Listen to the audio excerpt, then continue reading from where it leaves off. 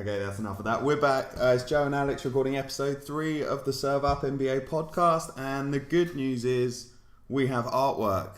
Don't we, Alex? What have we got? Unbelievably. If you go on any of our media outlets. And there are several, aren't there? SoundCloud, Facebook, Twitter, at the Serve Up. Sorry, Alex. You'll see a nice basketball surrounded by our new sort of temporary logo. Something we're just going to try out for a bit. What's this temporary stuff? Well, I think we might need to evolve it eventually, to be honest. Alright, what's new? What ails you, Alex? How's the back? The back's improved slightly, to be honest, which is good. Feeling a bit chipper today. Back from work, ready to talk some basketball. I got to check the scores this morning. I did one of those things where I was quickly just checking through for like 5 minutes right before rushing to work. But there's so much to talk about. I just couldn't wait to record this. What a week. What a week. And what a 2 nights as well. Maybe it's recency bias, but I actually can't remember a more sensational week in the NBA. It feels like every night at the moment there's a new career high, some new improbable victory, and I don't know, who have we got to thank for this hour? Why is the league so good? Is it Adam Silver? Is it Kobe? It's always Kobe, isn't it? Is this the Kobe effect? No, now Kobe's not playing, but everyone's safe. I think you're seeing a lot of teams playing passing basketball. It's good on the eye this year. I'd say that. Everyone plays fairly similar now, you'd say. There aren't that many teams, apart from really the Pelicans, and then a few, probably the bottom feeders that are playing or trying some different styles. It's really watchable. Loads of good young players. This draft's been so stacked. And we'll talk about that as we go on through the season, because there's like 10 different rookies we can talk about this year. I agree. And it's going to change the face of basketball for the next coming seasons. And we've got all those mental unicorns going nuts as well, obviously second, third years. Yeah, Porzingis and Towns and anyone else, but we'll come to them. We are going to come to them. We are going to start with our extremely popular correction corner. That was a sample of one, where Alex and I fact check on any sort of BS, any vague stats, any sort of general little details that we couldn't remember or got wrong from the last episode. I'm calling out Alex first and foremost. We got several tweets on this actually. Alex, you were quoted to say that Clippers at that point they were 4-1. They just lost to Detroit. You said they'd won a lot of close games to easy teams. We went back and checked that. Their opener against... I wasn't too far off. But yeah. Their opener was against the Los Angeles Lakers, which they won 108-92. That was 16 points. Then they played Phoenix, who they beat by 42 in a 130-88 drubbing.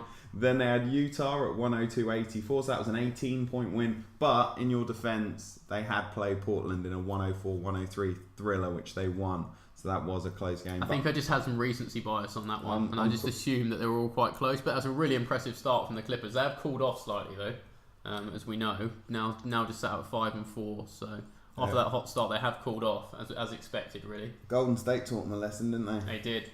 They've taken a couple of bad hits actually after that 5-1 start. Steph Curry led that game, 31 points. He's on your fantasy team, isn't he? He is. He's my best player on my fantasy team, which says a lot. More on that later. Next, Tyreke Evans. I mentioned that he won some sort of record as a rookie. Clarification on that. It was the 25-5 club that he joined in 09-10. He got Rookie of the Year.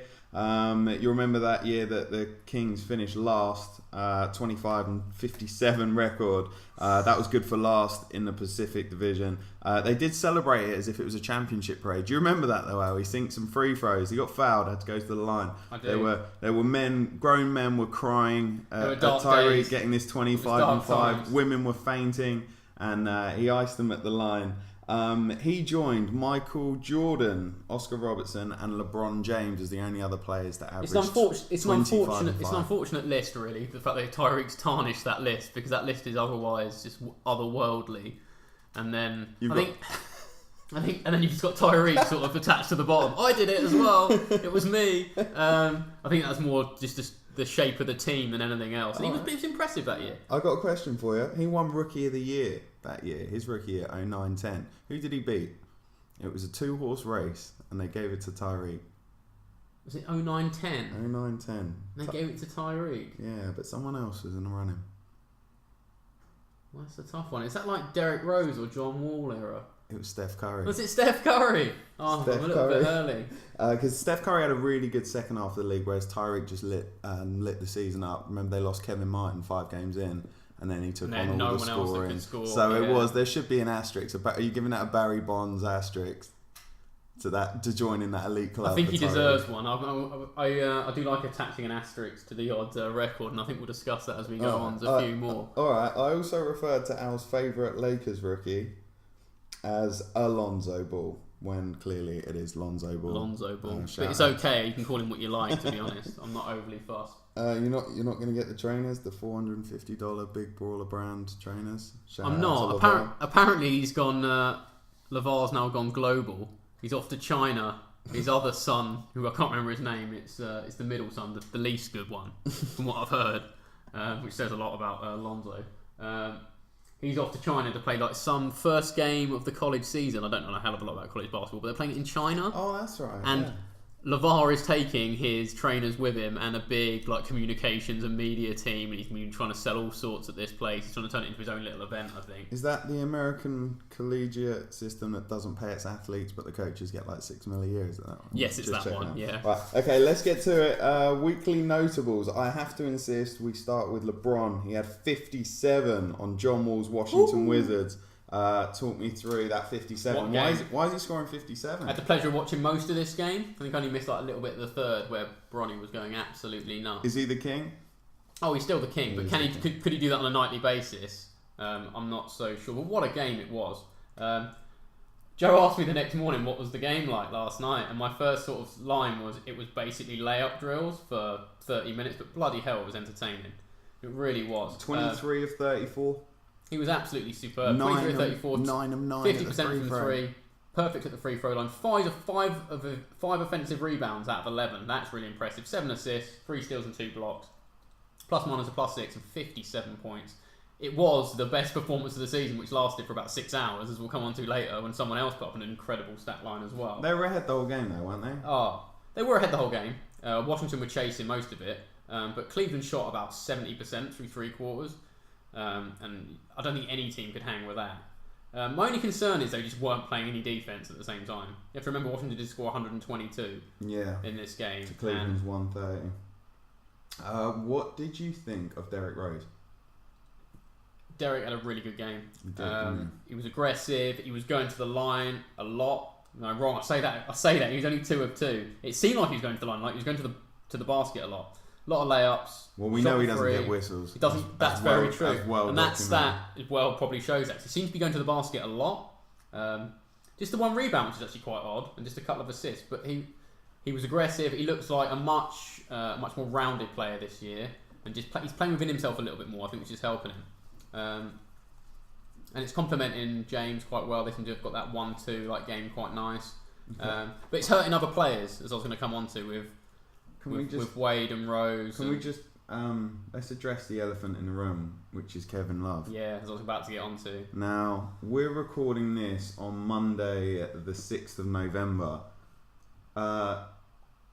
We're talking about Cleveland Wizards right now, which happened a couple of nights ago. Last night it was Cleveland and Atlanta beat Cleveland in a game that Kevin Love came out of after 6 minutes and had to go to a hospital for an illness, and then he was released and said it was fine.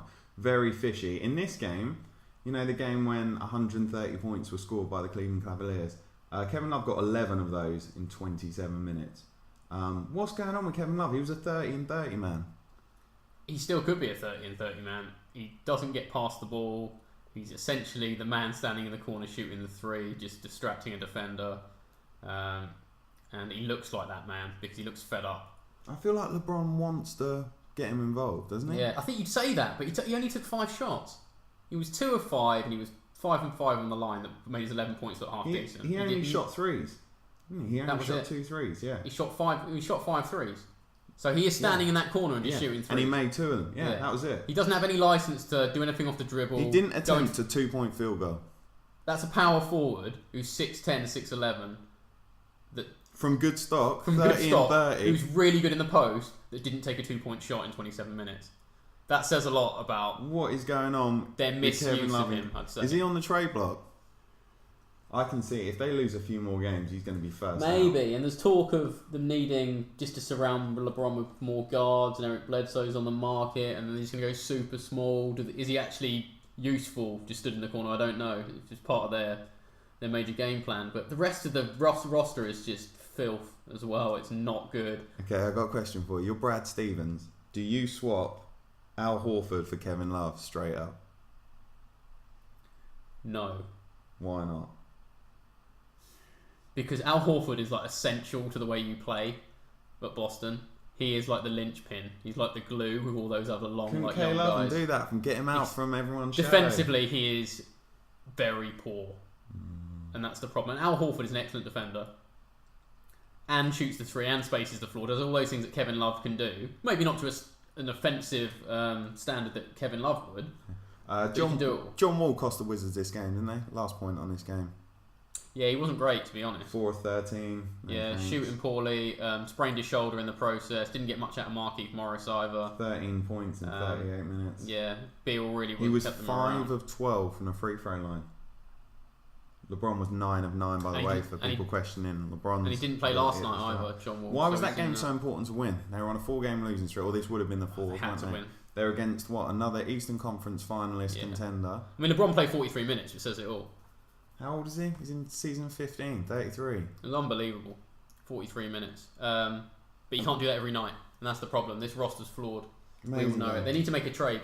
They actually do need to make a trade. And they lost last night because Dennis Schroeder lit them up. He went off something like... Which says it all. And they look so tired. They look so tired. They look old. They look unorganised. They are really struggling. Okay. Harden, 52 in 3 quarters, 56 for the game. That's a career high versus the Pacers. What's going on with the beard in Houston? He had been what seemed pretty quiet to start with. 52 in 3 quarters. Unbelievable. 19 of 25. Klay Thompson numbers. 7 of 8 from 3-point and 11 from 12 from the free throw line. He was plus minus 25. There was something weird about the one he missed as well. It was like a chucker. I think it was a he from like 50 feet. And 56 points, 13 assists, 2 steals, 2 rebounds, but 7 turnovers. But super efficient. And I'd say that's actually a better stat line than what LeBron put up. He only played 35 minutes. Harden can do 56 points and 13 assists in 35 minutes. I'd like to see what we can do in 43, because that could have been an absolute tear up from him. But in any case, it was still pretty impressive. As you can imagine, no one really else took any shots on the Rockets. Eric Gordon? He was okay. He had 20 points. He was their second highest scorer. 6 of 11 from 3. Nene's still going. Nene's still getting a few he points. Got 19 minutes. Trevor Ariza got 14, and interestingly enough, got a plus 30 plus minus, which is more than James Harden. So when Trevor Ariza and James Harden on the floor, they were basically unplayable. How come Rudy only got 5 rebounds? He's my defensive player of the year candidate. I can tell you why, because Houston didn't miss any shots. That's not a bad shot. That's why. Yeah. 60%. Yeah. They shot 60% and 60% from 3. He had no rebounds to get. Unbelievable. Everything was just going in. They had a 48-point third quarter. This Rocket team's for real, isn't it? When it goes off like this, it is, and it's very dangerous. And they look actually much better than they did last year. They've just got much more of a bench as well. They've got a few defensive players. They've got Luke and Baramute and Tucker on the bench, and Ney comes off the bench. And you're happy with that. They're giving you decent minutes. Between them, they're giving you about an average of 20 minutes a night, which is perfect. You're starting 5 strong, and yeah, very dangerous. And you've got Chris Paul to come back, who's barely played. They're at 8-3, and Chris Paul's barely played a game. Very true. I want to pull out Damian Lillard, actually. I'm thinking about this all week. Coincidentally, he is on my fantasy team, and he is the best performer. That's on a team with LeBron James. But I cannot tell you how impressive Damian Lillard has been this season for me. So last night, so as I say, we're recording this on a Monday, they played OKC in an absolute thriller. They won 103-99 against the full arsenal of OKC. So we've got Paul George, Carmelo, and everyone's favourite teenage mutant hero total, Russell Westbrook. And Steven Adams. And It's a really strong team. And Portland won in a 103-99. So there was a sequence in this that was really weird. There was 15 seconds left.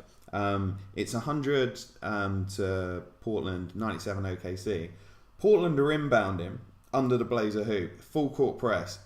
They inbound. CJ and Lillard basically go for the same ball, fumble it. Robertson picks it up, and he passes it straight to Westbrook, who then gets stripped by Damian Lillard.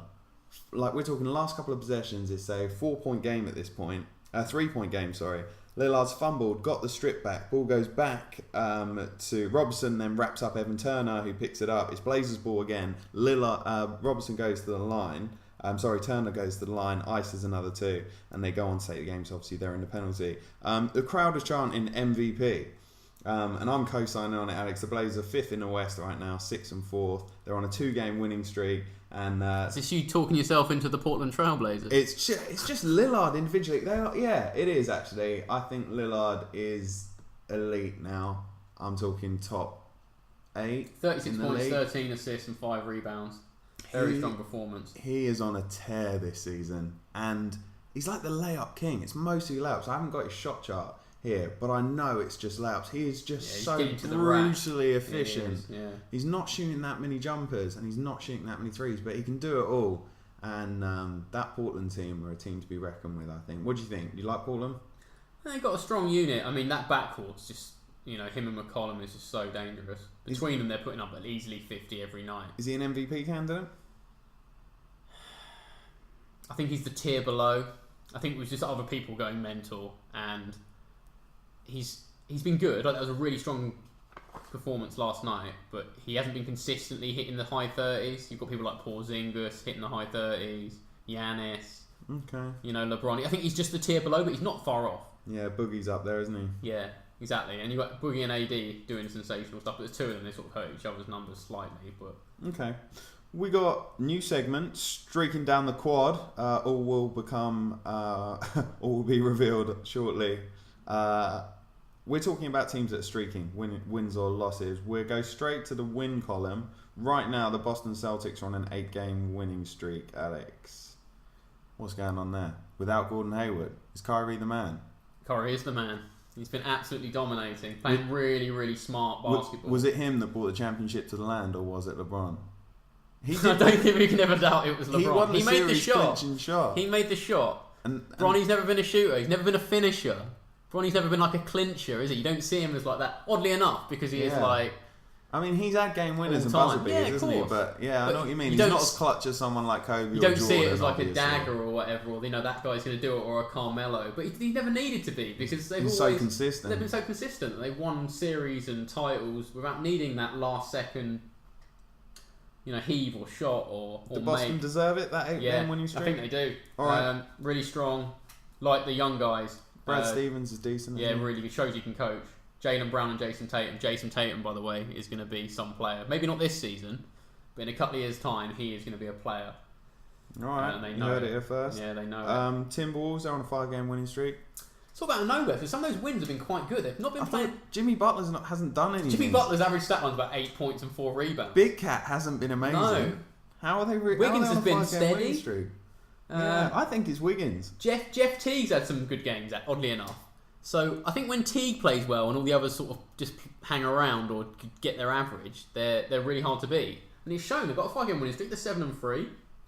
I think they've been playing a lot of Western teams as well. They've done quite well to get to that record.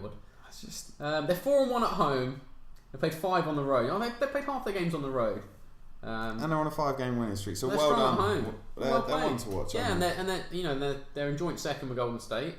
In the standings in the West, and they're looking pretty decent. It's a good start. All right, Philly, 4-game winning streak. How do you like them apples? They've come back strong. They had that horrendous start, but where they had to play good teams, and a couple of good teams, where they played Boston, Houston, Spurs, 3 in the first 4. They weren't expected to win any of those anyway. And they've come back strong. Really back strong. Pound for pound, in terms of PER, remind everyone, what is that, player efficiency rating? Yeah. So PER, pound for pound, Joel Embiid's the best in the league. True or false? I think it's actually... I think last year it was true. I think it's false this year. It's got to be. I actually don't know, but I think he is. It was pretty close. It was a good flag. I think Embiid is. He is currently averaging 20.5 points, 10 rebounds. He's a 2010 man, 3.6 assists, 1.4 steals, 1.4 blocks. He's not been playing that many minutes either. That's in 27 minutes. Yeah, so he's still averaging under 30 minutes. His minutes are slowly increasing. He's played a couple now over 30. You could give him time and a half on all of those. Suddenly, he becomes a 30, 15, and 7 man. He becomes DeMarcus Cousins, basically. Yeah, but younger and less mental. Yeah, and bigger. Maybe which not. Is weird to say. I say that. Maybe not less mental. He is pretty mental. But I think they're a playoff team. I think Ben Simmons is much better than everyone else thought he was going to be. They all thought he was going to be good, but he's really good. We had him in, didn't we? We'll fact check that. I think I didn't. No, I had them I nine. put him in. I had Detroit in. I put him in. You didn't. That was it. Yeah, I had Detroit in, and that's looking good as well. All right, losing streaks. Other end of streaking down the quad. We've got the Kings. I like Willie Cauley-Stein. It's a good place to start. He is okay. They ruined this team before the start of the season by trading for George Hill, and they didn't need his point guard, so they just drafted a rookie in the top 10. Play him, you idiots. Don't draft a veteran who doesn't want to be there and has been historically bad. Yeah. He's shooting about 20%. He's barely played. They're awful when he plays. And everything I just said about George Hill is the same about Zach Randolph as well, who's also been historically bad. Yeah. You going to say anything about De'Aaron Fox? He's looked good. Looked good coming off the bench. Yeah. He's a bit of a spark plug, but just playing 40 minutes a game. Just do it. Why have you got these 38-year-old veterans coming in playing 15, 20 minutes a game? It's ridiculous. And they're losing. If you're going to lose, just play them. So they're 1-8. They've stunk. They've lost 7 in a row. Long may the veterans disappear. What about Mavs? Poor Carlo. Oh, 1-10. Nowitzki. And on paper... Have you heard anything? There's been nothing from Nowitzki. As I said, I think I've been calling him a stiff now for about at least a good year. No, but it feels like he's avoiding the press. Yeah. It's just not as graceful as I hoped it would be. I'm hoping when they're 3 and... You can quote me on this. About 3-25... In about 2 months' time. I don't think Carlisle will let it get that bad. In about 2 months' time. And they've had resurgence they'll open the Nowitzki's retiring bandwagon, and it will just like roll on for like 5 months, and they can just be bad. I think they're going to get better. They should be much better. Where's Matthews? Dennis Smith? Parsons. Harrison Barnes? Dirk? Nerlens Noel? How are they 1-10? Have they not got Parsons anymore? No, Parsons plays for the Grizzlies. That's right. They did well to get rid of him, to be fair, but I don't know how... They've lost 6 straight. And they've got a points differential of -9.9, which is horrific. They're getting smoked every night. Okay. All right. Next segment. I've created a model. I'm stealing that term from actual statisticians and data people that do this. But I have created an extremely rudimentary way of seeing which superstars are overperforming and which are underperforming. Now, I haven't taken you through this. But basically, we start with their preseason rating. This is all from fantasy data, but, of course, that's accurate to last night. And then their current rating. The biggest differential in terms of preseason and now, Alex, give me that player. Who do you think has really turned it around in terms of their preseason projections? So from preseason play or projections, is that after preseason games? Yes, yeah. To actually like their play. To where they are now in terms of their demand in the rotation. Okay, so who's playing a lot more and playing much better? Someone like LaMarcus Aldridge, maybe at the Spurs, who's getting loads of minutes. Up there, he is on fire. And to be honest, he's only averaging 33 minutes. But Aldridge is top 3. Ben Simmons at the top. He is really. I think he was quite bad in pre-season, or we didn't play that many minutes, and so I can see that. But he's been special, exceptional. Isn't he? He's very special. I think we might be talking about Simmons for the next 20 years. Oh yeah, 15, 20 years. He is a 7-8 time All-Star at least. They've got him down as point guard. 6'10", small forward and power forward. Mate, he's just a modern player. He can play. The only player on the list with 3 positions against his name. He can genuinely in a game play 1 to 5. He can play the point guard. He can't shoot, but he can stand and play some sort of guard role. And he can play all the other positions. He can play centre. Eventually, he'll be able to play centre. So we just need him to stay injury free. Yeah, it's as simple as that. I don't think he is injury prone. I think that was a freak injury that he had before, and he's come back from that, and he hasn't looked like they haven't restricted his minutes or anything. He's been playing quite a lot. He's been fine. In my model, your man Porzingis is 5th, currently averaging 30 points a game. On fire. 8 rebounds, 1 assist, half a steal, 2.2 blocks. It's not necessarily the numbers, it's the way he's been scoring as well. He's worked out that being 7'3" is an enormous advantage. He can just post someone up and just face them and actually just shoot a jump shot, and they can't actually block him. It sounds weird, and it's weird to watch as well. But players don't know what to do when he turns around because he's so tall. Yeah. That he can put his hands up so high that he can just shoot it. He doesn't have to do a post move. It's just a jump shot. How quick has this turnaround been for the Knicks? Oh, it's great for them. I mean, I think they're loving it even more that it feels like 72 hours they've just turned it around. It feels like X Factor. It feels like they won X Factor and they're in that week. You know, when you get like Linsanity, you get the spotlight for a bit. New York Knicks are getting so many column inches and so much footage. Well, they've just opened up the offense to him. They've taken away, obviously Carmelo's gone, that's 25 more shots, and they've just centered the offense around him. And this guy who's everyone rating his defensive ability, I can't, Tilakina, Tilakina. Yeah, that's Freddie Smokes, his nickname. Jesus Christ. That guy. He's long, he's athletic, he can shoot, he's going to be a player. Okay. After Porzingis, my model's got Griffin, then Embiid, then Lillard. Then the middle of the packet doesn't really work because it's kind of, they are where they were predicted to be. If you know what I mean? And they can be as good as bad as they wouldn't matter. So what's really interesting is seeing the last 6 names on this list in terms of kind of a fall off from forecasted performance to reality at this point in the league. John Wall, Harden, Westbrook, Durant, Steph Curry, and then last but not least, Karl Anthony Towns, who was predicted pre-season was a 6th draft pick. Now he'd be 16th. So that's a net loss of 10. What do you reckon? Is this? I think most of them are explainable. I think your model is correct that their drop off is, it's only slight, isn't it? It's not a huge drop off by any. Durant's been anonymous this season. Durant's been very efficient, but he hasn't been dominating games. I think Durant's taking it very easy. What's a classic Durant stat line at the moment? He had a good game the other night. He had like a 28, 7 and 7, but he's been getting more like 24, 8 and 3 and stuff like that. He's averaging, got it here, 25, 7 and 5. Wow, that's a good season. It is, and they haven't even played well yet. So that's the thing. Those stats will start to inflate. I'm pretty sure. I think he's savvy enough now to realise that those first 10, 15 games really don't matter. And if he can coast, he will. We were talking about the 25-5 club. Yeah. I applied it to this, and there are 4 players in the 25 and 5 club. Do you want to see if you can name one? Yeah, go for it. Go on, do some names. Throw them at me, or I'm just going to read them. Westbrook is one, nice. He is 29 and 11. Harden. No, unlucky. He is 4.4 and 9.6. So he smashed the assist, but the rebounds he's just shy. Ben Simmons? No, surprisingly. I'm going to give you them because they're weird. Damian Lillard, yes. Nice. Dame Dollar, Joel Embiid. Yep. And DeMarcus Cousins. Joel Embiid? Is that 5.8 assists for Joel Embiid? No, that's Cousins. Joel Embiid was... No, that's Damian Lillard is 6.6. Joel Embiid slightly short. So, sorry, yeah, it's Cousins. You're absolutely right. Cousins. And Damian Lillard. Cousins' stats are absolutely LeBron James and Westbrook.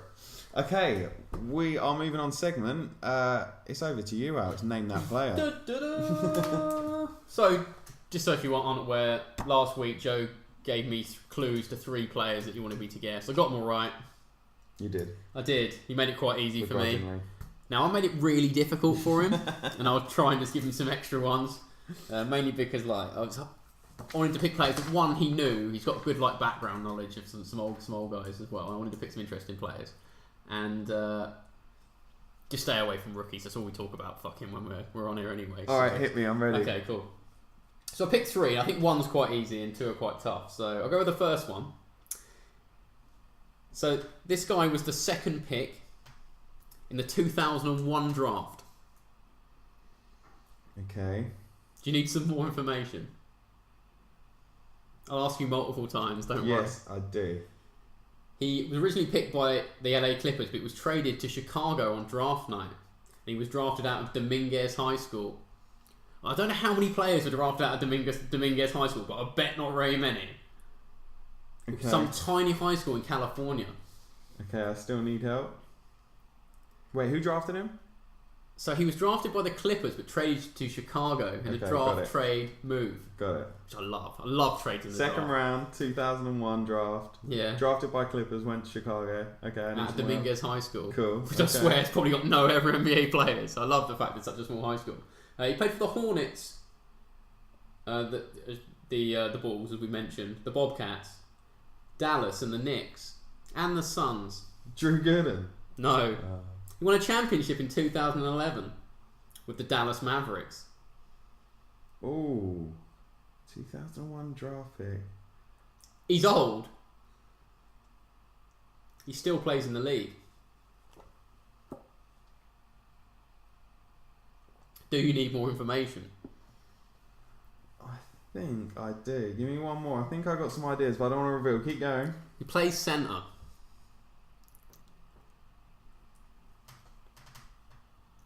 I can't get. And he still plays now for the Phoenix Suns. It's not Emeka Okafor. No. Oh, Tyson Chandler. It is Tyson Yes. Chandler. He's finally got there. I had to give you all my clues. That was all my clues. I thought you were going to get it after the championship in 2011 with the Dallas Mavericks. No, you're absolutely which right. is the Dallas Mavericks. He played a pivotal role in Which that he as did. well. He was great, Tyson He was the Chandler. second pick. I never knew that. Yeah. It threw me off as well. Out of a little-known high school. Nice. In That was Southern a good one. California. Yeah, I thought so. Yeah, quite an interesting backstory actually. If you do want to look up interesting basketball players, if you just are bored, Tyson Chandler's got quite a decent read actually. It's quite a story. Let's go with the easy one. You struggle with that one, and we'll leave the hard one till last.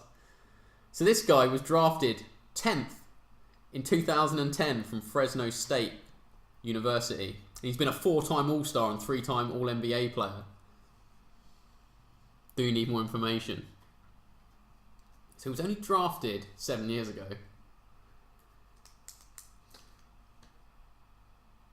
I was going to say Andre Barn. No. And he's been a 4-time All-Star and a 3-time All-NBA player. Okay, give me another clue. He won NBA's Most Improved in 2013. So he's made that jump. Yeah? He's a player that's become, a notable player. Could it be Drew Holiday?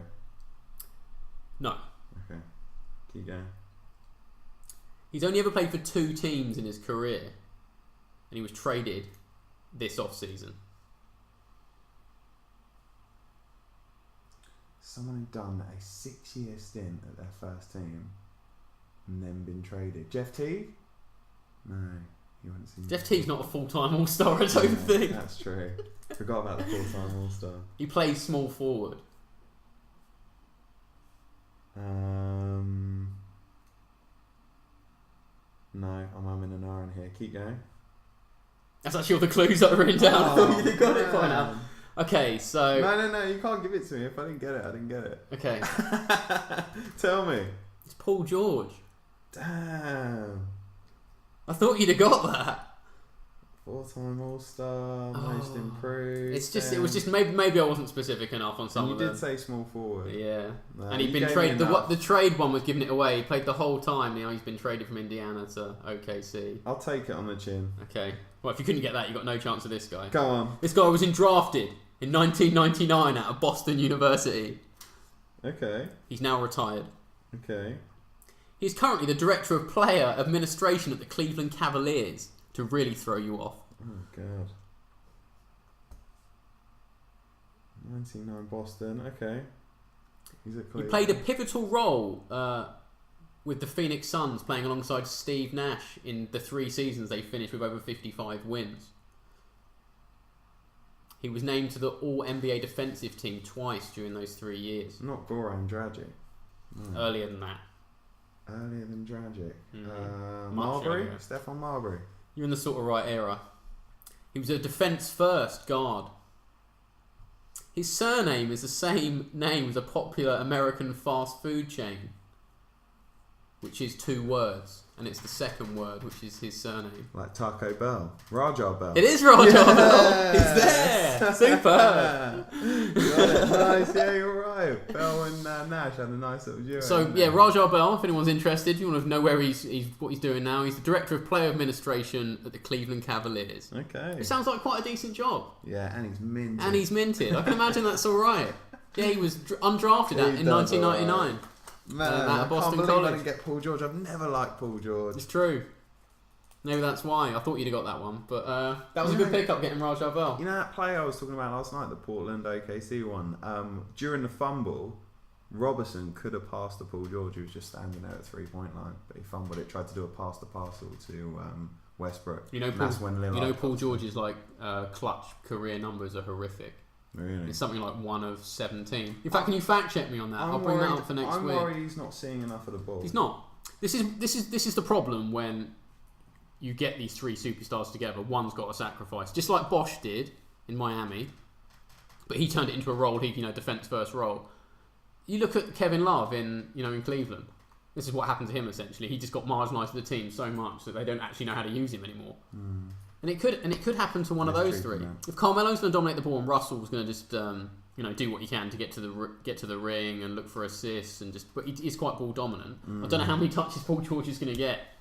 Yeah, I worry the other two haven't got enough to kind of. Plus, do you actually think Paul George is staying beyond this season? I think he's off to the Lakers anyways, like he planned to. I don't think he's signing a new contract there. I don't know. It depends. They've got a lot of potential. Okay.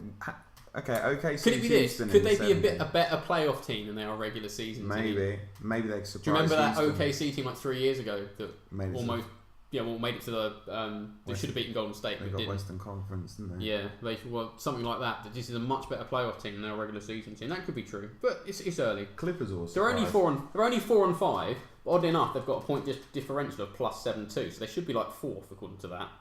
So I think they've actually lost a lot of games that must have been quite close, and I think they have. All right, quick shout out to our fantasy team. Our fantasy league, the Media Basketball Association on Yahoo Fantasy Sports. I won our heads up. What happened, Al? You got smoked. Sorry, my mate. 13 combo guards failed to deliver to the point where I was getting like 4-point games from people.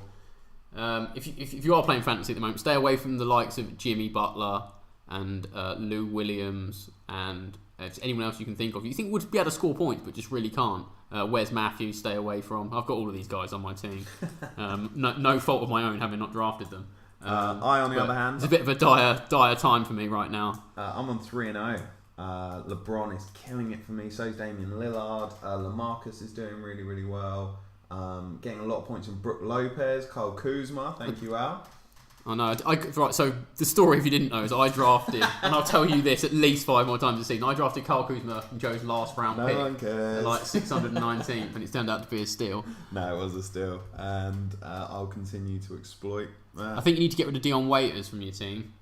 He's having a bit of a downtime, and I think he might be injured now as well. So that's actually, he had birth of his daughter. See, I lost some points in that birth of his daughter, but I don't begrudge him that, so he missed the game. But I think other than that, he's fine. I think we need to do a section on the next pod about ailing teams that are doing worse than we thought. I think there's quite a few we can bring in as well. I think Miami's a candidate for that as well. Really struggling at the moment.